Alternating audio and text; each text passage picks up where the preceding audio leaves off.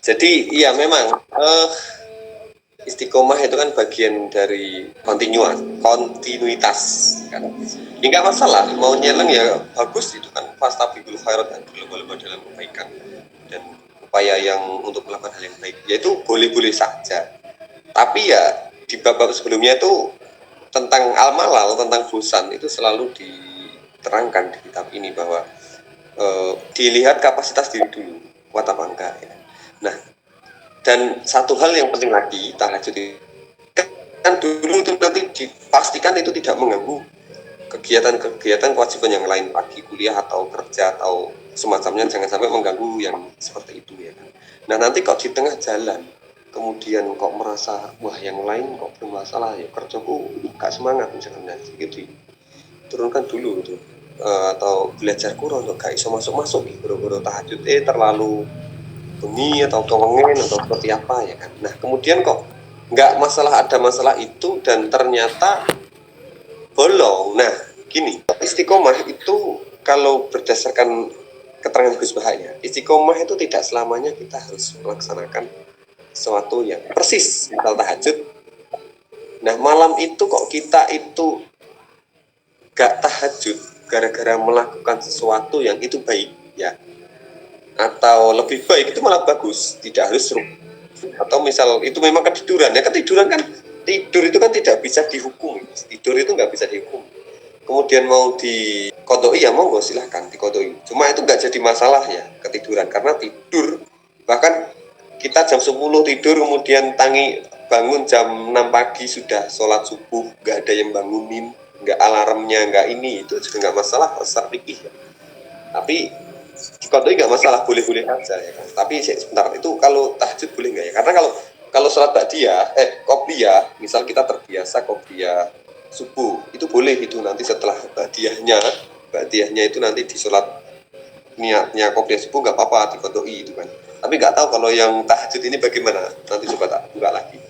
Jadi yang jelas kalau itu memang challenge, monggo boleh, sangat diperbolehkan, selama nanti nggak ada timbul-timbul negatif yang di kerjaan, ngantuk dan yang lain-lain, itu nggak masalah. Dan hal yang perlu dipertimbangkan lagi adalah Islam itu ketiduran nggak masalah, nggak dikodoi pun nggak masalah, karena tidur itu ya bagian dari rahmat Allah.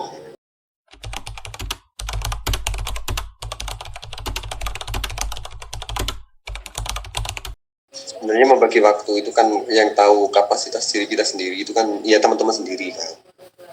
Boleh seperti Mas Wahyu tadi yang challenge gitu, mencoba berapa hari.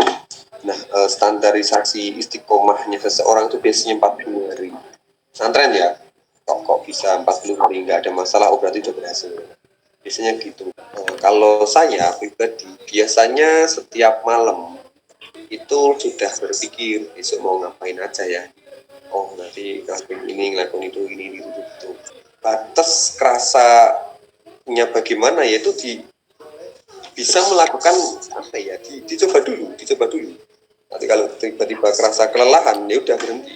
Sholat 5 waktu kan, misal nanti dihitung loh, misalkan sholat duha di jam berapa potensi bisa sholat duha, nanti diperkirakan apakah bisa sholat duhanya misalkan sebelum tidur. Kan kadang orang waktunya beda-beda, susah juga sih.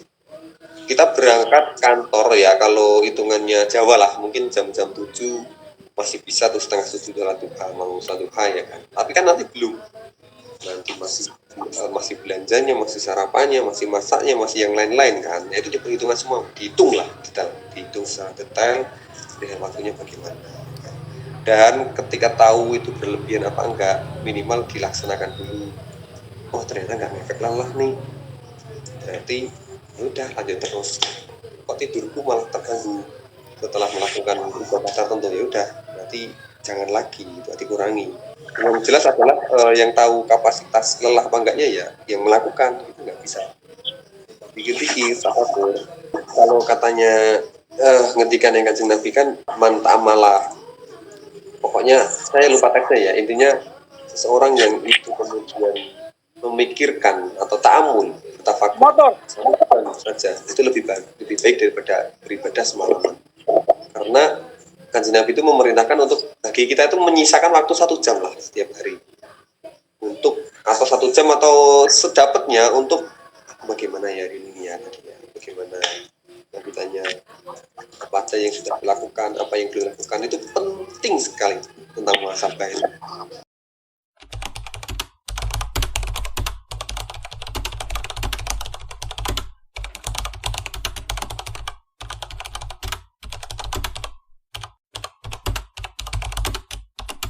Yang melayani suami, Mbak, berlebihan banget. Karena duha itu sunnah ya kan, nggak harus jam 7, masih bisa jam sebelum duhur tuh, sebelum waktu istiwa ya, sebelum masuk. Ya jelas itu nggak boleh. Jangan terlalu fanatik pada hal sunnah, wajib dulu diperbarui ya teman-teman ya. Suami itu kan wajib banget ya. Selama suami nggak ngajak sesuatu yang berlawanan dengan apa namanya syariat, suami dulu pokoknya, wajiban dulu, masak dulu ya. Masak itu lama loh, saya itu pengalaman di sini kan saya sering masak ya, lama masak itu ya, masih belajarnya dulu, masih mitil ini mitil itu.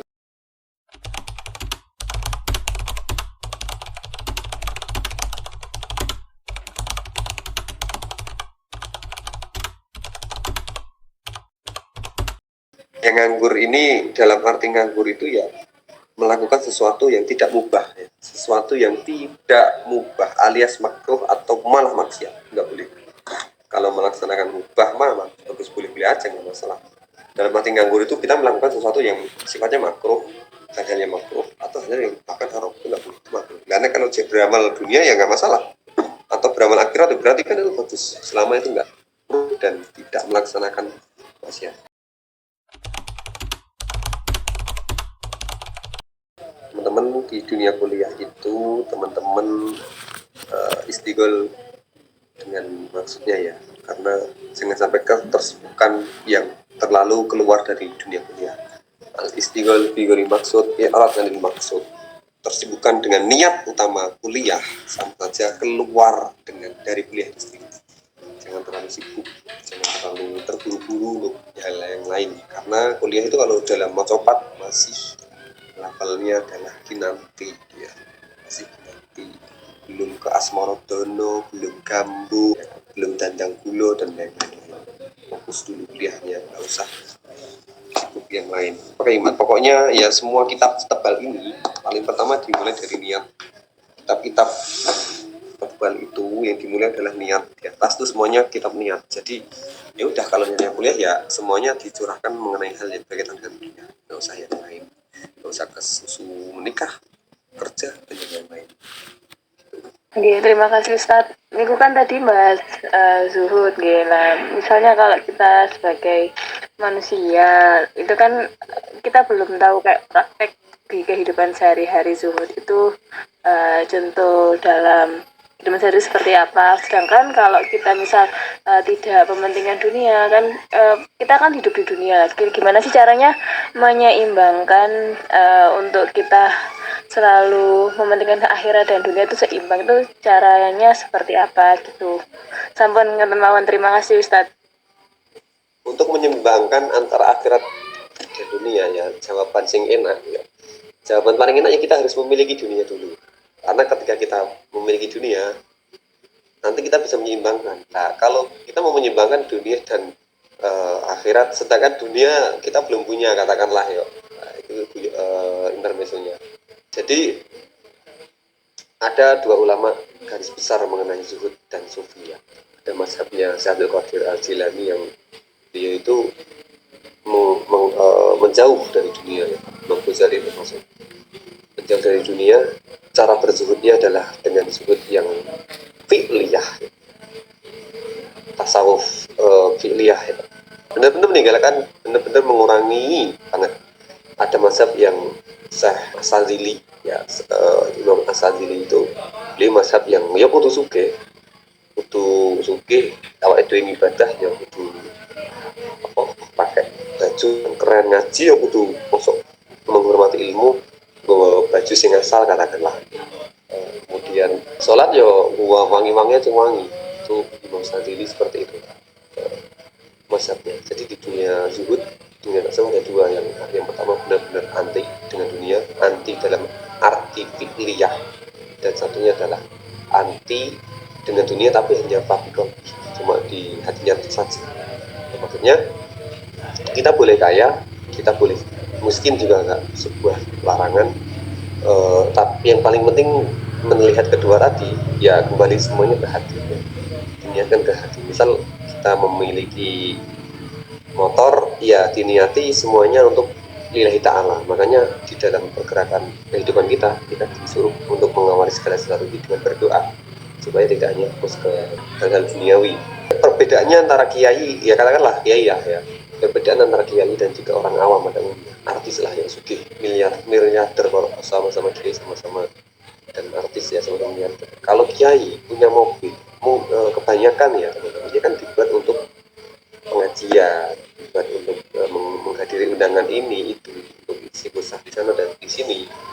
Kenapa kok harus mewah? Karena kan untuk melindungi yang nyaman gitu kan. Tapi kiai tadi di dalam mobil ya tetap belajar mutolaah. Saya dapat kisah dari sopir-sopir Nuriyah Lirboyo itu, mobil Gus Reza itu pasti di mobil beliau itu pasti ada kitab, pasti nanti beliau di belakang itu mutolaah kalau ada undangan, pasti seperti itu.